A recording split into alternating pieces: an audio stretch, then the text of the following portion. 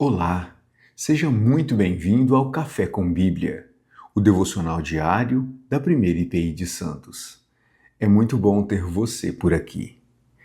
No nosso devocional de hoje, falaremos a respeito da mente, da necessidade que temos de cuidar do nosso coração e dos nossos pensamentos.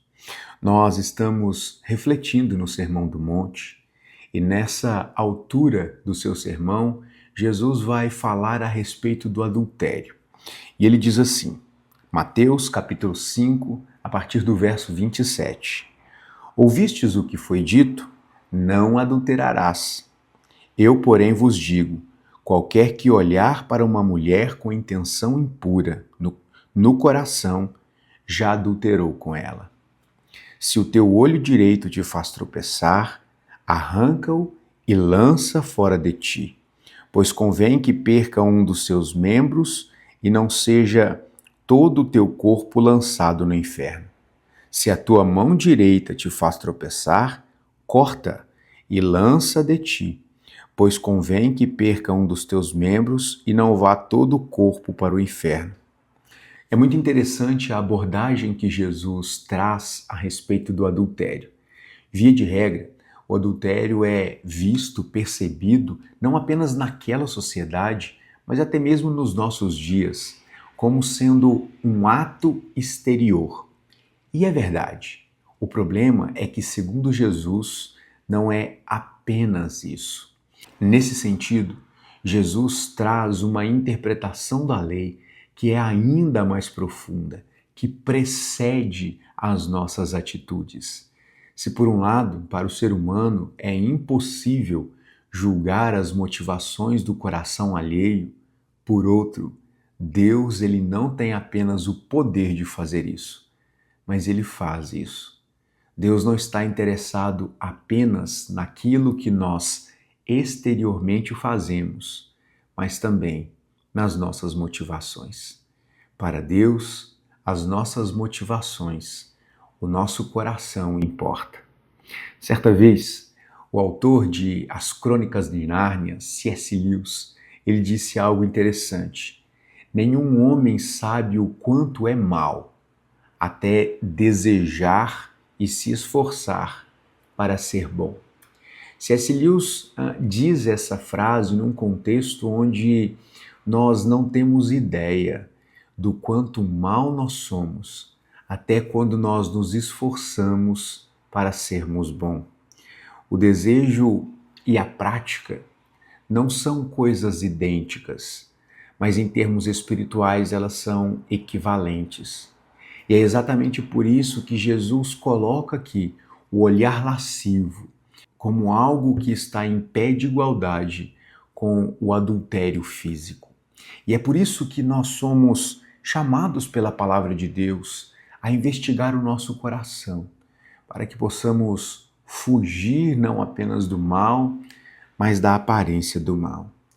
Jesus chama a atenção dos seus leitores para a lei, ou seja, para aquilo que é condenado pela lei, o adultério. E Jesus apresenta uma interpretação muito mais profunda, que se por um lado nem todas as pessoas ali tivessem cometido adultério na sua vida, por outro, todos os presentes foram constrangidos a investigar o seu coração. Nesse contexto, de maneira objetiva, é claro, em relação a desejos lascivos, em relação a outra pessoa, mas nós podemos aplicar o conceito que Jesus usa aqui do espírito da lei para todas as áreas da nossa vida, de maneira que é necessário que olhemos para o nosso coração e investiguemos as nossas motivações. Então veja, Jesus parece endurecer muito a questão do coração e das intenções. Aqui, de maneira objetiva, ligado ao pecado do adultério. Mas não se trata apenas de um diagnóstico vazio, de apenas comunicar um estado terrível do coração. Jesus também apresenta um caminho para a solução. Como lidar com os pecados da impureza? como lidar com questões relacionadas à impureza da mente. Jesus, de maneira muito interessante, pedagógica e direta, ele nos apresenta uma solução. Jesus aborda esse tema oferecendo um tratamento radical e não gradual. Jesus apresenta a necessidade de não fazermos concessões para o pecado. A vitória nessa área, segundo Jesus, não é resistir, mas fugir. Eu penso que talvez esse seja a maior dificuldade da maioria das pessoas. Confiam demais em si e se julgam fortes o suficiente para conseguir resistir determinadas tentações. Então, se expõem a contextos onde serão mais facilmente tentados ou mais frequentemente tentados. O tratamento proposto por Jesus para estas questões não é resistir, mas fugir. E ele usa então duas comparações muito exageradas para exprimir essa ideia. Ele diz: se o teu olho te faz pecar, arranca. É melhor que você entre no céu com um olho a menos do que perder o corpo inteiro. E ele então vai dizer: se a sua mão te faz pecar, corta a sua mão. É melhor entrar no céu sem um dos membros do que ver o corpo inteiro ardendo no inferno. Veja que, ao usar esses dois exemplos, o olho e a mão, Jesus chama-nos a atenção para o quão perigoso é a contaminação dos olhos e das nossas atitudes, e como essas coisas são equivalentes. E Jesus diz: é melhor um tratamento radical, ainda que seja doloroso, para salvar o corpo, do que ir tratando como se fosse possível resistir a esses pecados.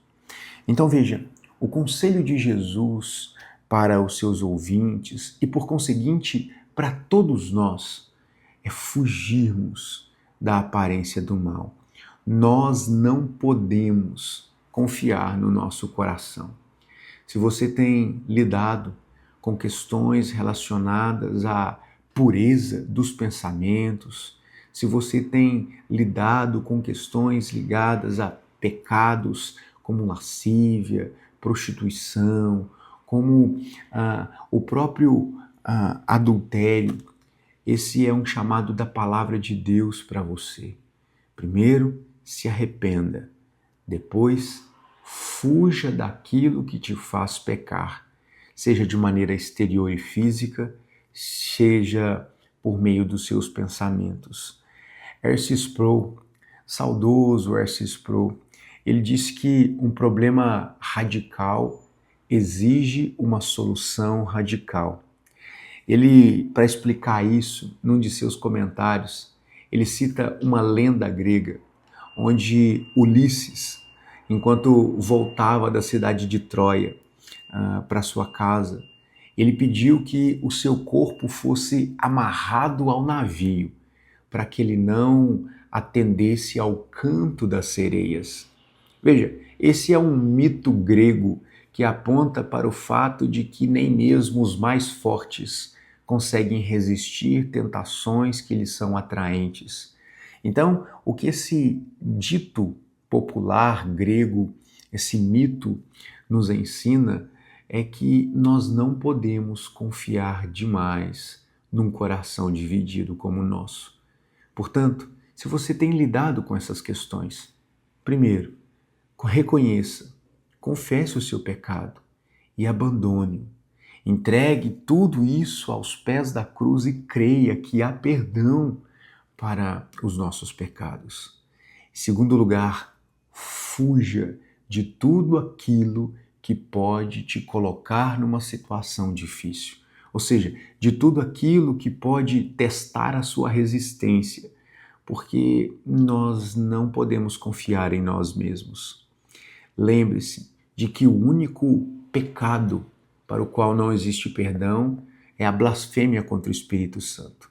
Portanto, há perdão para todo coração arrependido que se volta para o Senhor. Tanto o adultério quanto a lascívia são pecados diante do Senhor e precisam ser tratados como tais, como pecado. Tanto os atos físicos quanto os pensamentos e as motivações do nosso coração precisam ser tratadas pelo Senhor. O pecado e suas consequências não é o fim para aqueles que confiam na cruz, para aqueles que entregaram a sua vida para Jesus. Portanto, se esse tem sido o seu problema, se essa tem sido a sua luta, confesse o seu pecado diante do Senhor. Se arrependa e mude. Fuja do mal e da aparência do mal. Não confie no seu coração, porque o nosso coração, ele é enganoso. E ele é, como nos diz a palavra de Deus, desesperadamente corrupto. Que o Senhor nos conceda a graça de resistirmos ao pecado e fugirmos do pecado. Eu quero orar com você. E eu quero convidar você nessa manhã de maneira muito especial. Se esse é o seu caso, se esse é o seu problema, não postergue a solução. Encare o problema de frente. Se essa tem sido a sua luta, é hora de mudar. É hora de tomar uma atitude concreta e se voltar para o Senhor. Por mais que seja difícil abandonar velhos hábitos, nós cremos no poder de Deus e na ação poderosa do Espírito Santo para trazer cura ao coração. Eu quero convidar você a entregar a sua vida nas mãos do Senhor, crendo que Ele pode transformar não apenas as suas atitudes, mas também o seu coração e as suas motivações. Vamos orar?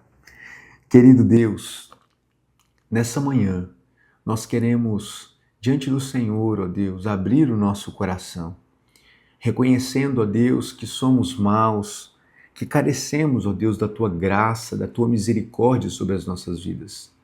Ó Deus, eu quero pedir que o Senhor nos fortaleça a todos para que possamos, ó Deus, fugir do mal, ó Deus, e fazer a Sua vontade.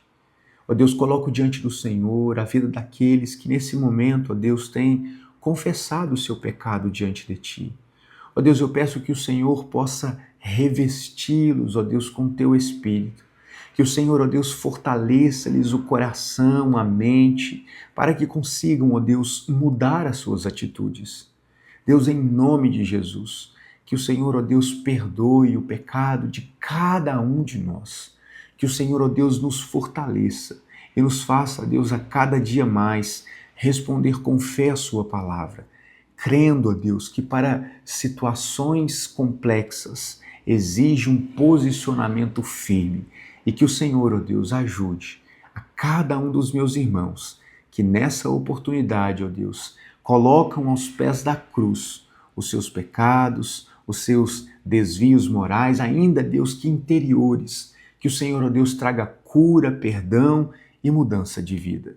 Que todos nós sejamos tocados e movidos por Sua palavra para vivermos, ó Deus, de maneira digna com a filiação que nós recebemos, pois fomos feitos Teus filhos e, como tais, nós queremos viver e andar na Sua presença.